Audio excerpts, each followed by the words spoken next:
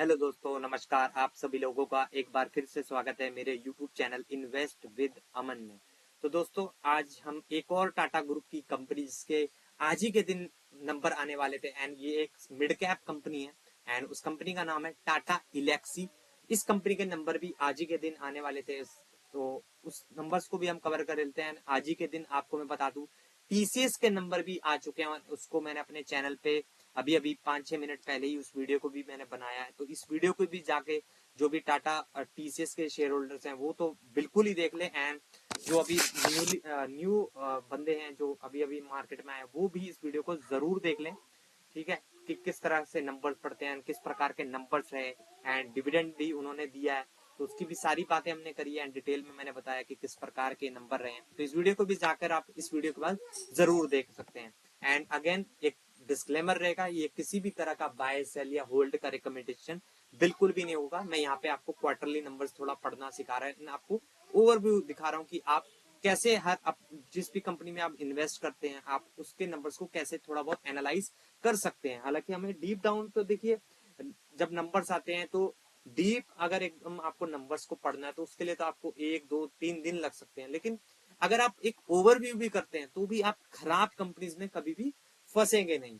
तो बात कर लेते हैं टाटा इलेक्सी के नंबर्स की। आज के दिन स्टॉक में गिरावट ही थी, टॉप लेवल से एकदम से भागा, उसके बाद लगातार गिरता ही चला गया ये स्टॉक भी। तो आई थिंक शायद सबको अनुमान यही था कि शायद नंबर खराब ही आने वाले हैं। तो चेक कर लेते हैं किस प्रकार के नंबर रहे, किस प्रकार के नहीं। तो बॉम्बे स्टॉक एक्सचेंज की वेबसाइट पे आप जाएंगे, टाटा इलेक्सी को सर्च मारेंगे तो नीचे नीचे यहाँ पे जाके आपको नंबर्स इजीली डाउनलोड करने के लिए मिल जाएंगे। तो मैंने यहाँ पे डाउनलोड करके रखा हुआ है फाइनेंशियल रिजल्ट्स को। तो उसके बाद सीधा जंप कर लेते हैं नंबर्स किस प्रकार के रहे। तो दिसंबर 2024, सितंबर 2024, दिसंबर 2023, यानी कि ये ईयर ऑन ईयर नंबर ये और ये क्वार्टरली नंबर्स। तो सारे फिगर्स जो हैं ये देखने में हाँ लैक्स में है ये। ठीक है, तो इस बार की इनकम आप देख सकते हैं 97,902। ठीक है, 3 महीने पहले थी 1,01,939 और एक साल पहले थी 94,916। तो आप कह सकते हैं ईयरली बेसिस पे इनकम जो है अच्छी करी है कंपनी ने, लेकिन क्वार्टरली बेसिस पे इनकम जो है डाउन है। उसके बाद खर्चों की बात कर लेते हैं, तो इस बार के खर्चे हैं 72,317। 3 महीने पहले के नंबर थे 72,068, मतलब एक्सपेंसेस खर्चों की बात कर रहा हूँ मैं यहाँ पे। एंड एक साल पहले थे 67,508। तो आप देख सकते हैं ईयरली बेसिस पे खर्चे बढ़े हैं एंड क्वार्टरली बेसिस पे भी खर्चे बढ़े हैं। वहीं टीसीएस के नंबर के वक्त मैंने आपको बताया था कि उनकी इनकम तो बढ़ी है एंड साथ के साथ खर्चे भी कम हुए। तो एज कंपैरिजन में अगर अभी तक का ओवरव्यू के हिसाब से देखा जाए तो कंपैरिजन के तौर पे अगर टीसीएस और टाटा इलेक्सी को देखिए, कोई डायरेक्ट कंपैरिजन तो नहीं कर सकते क्योंकि टीसीएस जो है वो 14 लाख करोड़ की कंपनी है और टाटा इलेक्सी जो है मुश्किल से 50-60 हजार करोड़ की कंपनी होगी।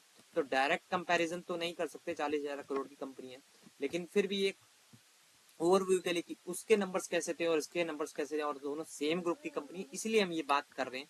तो उस हिसाब से देखा जाए तो टीसीएस के नंबर मुझे लग रहा है कुछ इलेक्सी से थोड़े ज्यादा अच्छे हैं। उसके बाद टैक्सेस, प्रॉफिट बिफोर टैक्स की बात करें तो इस बार का है 25,584। 3 महीने पहले था 29,870 एंड एक साल पहले था 27,407।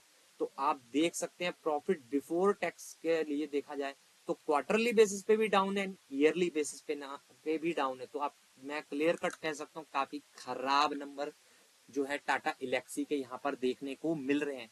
Net profit for the period की बात करें इस बार का है 19,900।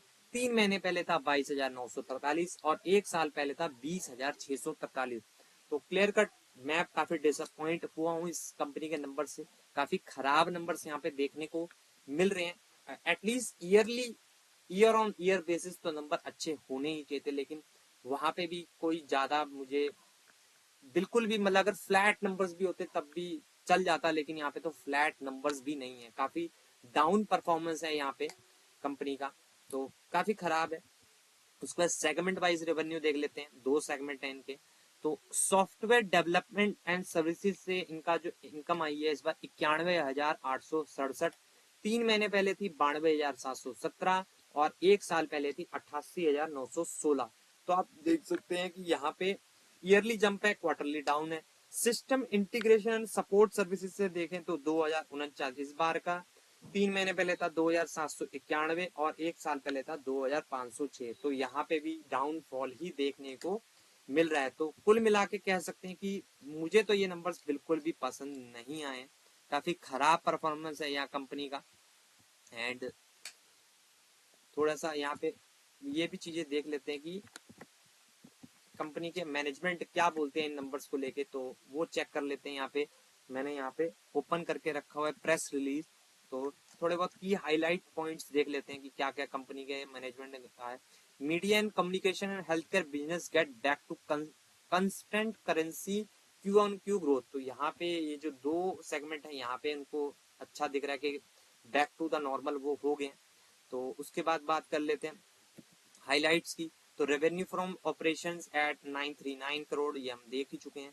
Operating EBITDA 246.6, EBITDA margin at 26.3, profit before tax 26.1, margin की बात है यहाँ पे, और 256।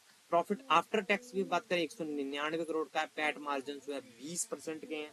ठीक है, तो सीईओ क्या बोलते हैं commenting on the company's performance, we are happy to report a steady quarter with the revenue from operation है 939 crore during the quarter. EBITDA margin stood at 26.3 and PBT margin was reported at 26. We continue to see positive outcomes of our strategic business focus on Japan, emerging markets, and capitalizing on the India opportunity. During the quarter, our revenue from India has grown by 21% year on year, while Japan and emerging markets grew at 66.8 year on year. This will serve us well over the next few quarters, even as we negative geopolitical uncertainty, currency volatility and industry specific challenges in Europe and US. तो आने वाले time पे इनको अच्छे numbers आने की उम्मीद है। यूरोप एंड यूएस से इनका अच्छा बिजनेस नहीं आ रहा है उसके बावजूद भी।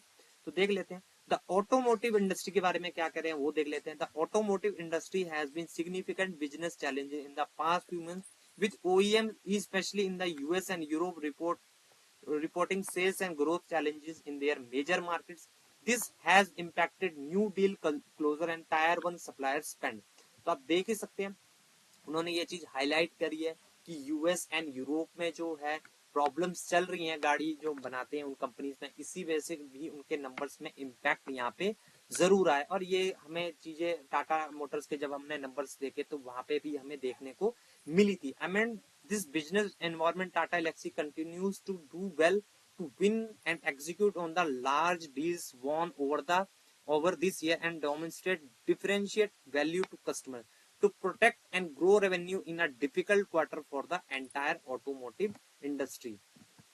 During the quarter, we announced an offshore development center for Suzuki Corporation Japan to support their global technology, software and engineering development. Suzuki's Chief Technology Officer ठीक है Kato highlighted the importance of the centre as strategic and core component of Suzuki's innovation strategy, helping it accelerate software and virtual development across connected autonomous and electric technologies। तो आप देख ही सकते हैं कुल मिला के जो है जो टाटा इलेक्सी है उनको ये लगता है कि यूएस एंड यूरोप में तो कंटिन्यू चैलेंजेस रह सकते हैं, वहीं की वजह से इनका थोड़ा इम्पैक्ट हुआ है रेवेन्यू, लेकिन वो ज्यादा से ज्यादा अपॉर्चुनिटीज जो है वो जापान और जापान की सुजुकी के साथ उन्होंने करार किया ही है and emerging markets and the India के ऊपर ज्यादा फोकस कर रहे हैं और उनको ये उम्मीद है कि यहाँ से वो अच्छी ग्रोथ भी ला पाएंगे। और इंडिया की बात करें तो उन्होंने ईयर जो उनका रेवेन्यू वो 21% से बढ़ा है and Japan and emerging market से तो 66% का बढ़ा है। लेकिन जो डेंट है उनके नंबर का वो मेन रीजन जो है उन्होंने यूरोप एंड यूएस को बताया है। तो कुल मिला के देख सकते हैं नंबर्स हालांकि खराब है लेकिन मैनेजमेंट ये बोल रहा है कि India Japan and emerging market से उनको आने वाले टाइम पे अच्छे बिजनेस की उम्मीद है एंड यूएस एंड यूरोप में अभी भी उनको लगता है कि प्रॉब्लम्स बनी रह सकती हैं। तो थोड़े बहुत चीजें देख लेते हैं कि किस प्रकार की कंपनी है। 40,000 करोड़ की कंपनी है तो वॉलेटिलिटी कंपनी में जरूर होगी क्योंकि मिड कैप कंपनी है, स्टॉक भी 49 का है, इंडस्ट्री भी 42 का है, तो ठीक ठाक है, कुछ ज्यादा महंगा भी नहीं है लेकिन इतना ज्यादा सस्ता भी नहीं कह सकते। पी रेशो देख लेते हैं एक बार पिछले 5 साल का। तो पिछले 5 साल के पी रेशो के हिसाब से बात करें तो काफी कूल डाउन जरूर हुआ है इसका पी रेशो। ठीक है।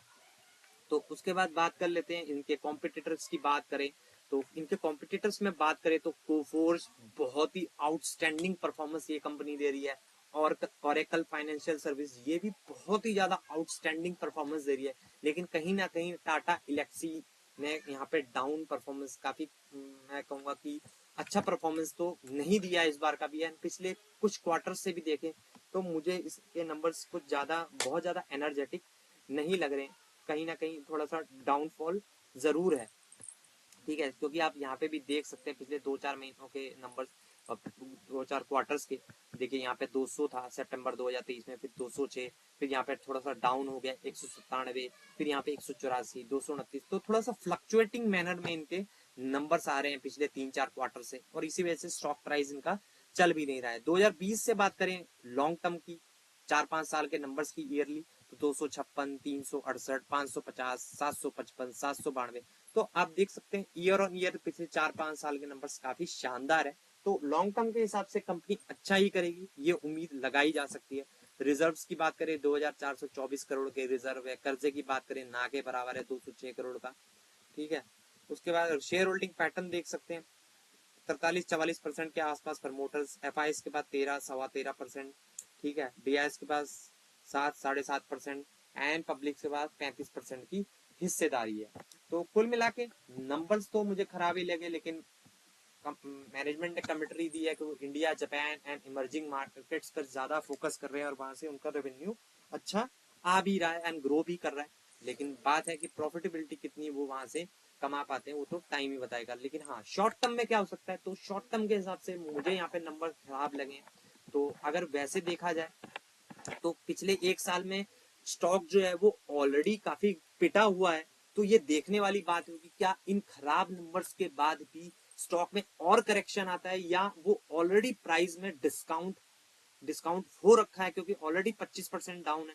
तो क्या वो ऑलरेडी जो है गिरावट में इंक्लूडेड है या नहीं। अगर इंक्लूडेड नहीं है तो हो सकता है कि यहाँ पे थोड़ा सा और करेक्शन हो सकता है। अगेन ये कोई रिकमेंडेशन नहीं है कि आप, मैंने बोल दिया और सीधा जाके शॉर्टिंग करना शुरू कर दें या सेल बाय कुछ भी करना शुरू कर दें, ऐसा आपको बिल्कुल भी ना करना, बिल्कुल भी नहीं करना है। मैं सिर्फ एक नंबर्स को देख के अंदाजा लगाने की कोशिश कर रहा हूँ कि ऐसा हो सकता है। तो चलिए वीडियो को यहीं पे एंड कर लेते हैं। एंड मेरा अगेन मैं डिस्क्लेमर देना चाहूंगा कि किसी भी तरह का आप इसको बाय सेल या होल्ड बिल्कुल भी ना समझे। ये सब चीजें जो है आपको अपने फाइनेंशियल एडवाइजर से कंसल्ट करने के बाद ही करनी चाहिए।